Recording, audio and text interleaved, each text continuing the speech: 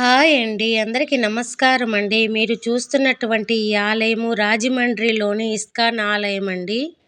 ఈ ఆలయము మొత్తము 2 ఎకరాల విస్తీర్ణంలో నిర్మించబడిన ఆలయం అండి ఇది.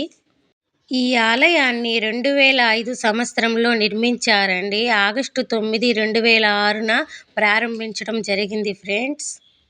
రాజమండ్రిలోని ఈ ఇస్కాన్ ఆలయం దక్షిణ భారతదేశంలో రెండవ అతిపెద్ద ఇస్కాన్ ఆలయం అని చెప్పవచ్చండి. ఈ ఆలయంలో భక్తులకు మరియు పర్యాటకులకు మధ్యాహ్న భోజనాన్ని కూడా అందిస్తారు ఫ్రెండ్స్. ఈ ఆలయానికి రోజుకు 1000 నుంచి 1500 మంది భక్తులు వస్తుంటారండి. ఈ రాజమండ్రిలో పర్యాటక ప్రదేశంగా చెప్పవచ్చండి. పవిత్ర గోదావరి నదికి తూర్పు ఒడ్డున ఈ రాజమండ్రిలో ఈ ఇస్కాన్ ఆలయం కలదండి. ఫ్రెండ్స్, మన ఛానల్ నచ్చినట్లయితే సబ్స్క్రైబ్ చేసి, లైక్ చేసి, కామెంట్ చేయండి ఫ్రెండ్స్.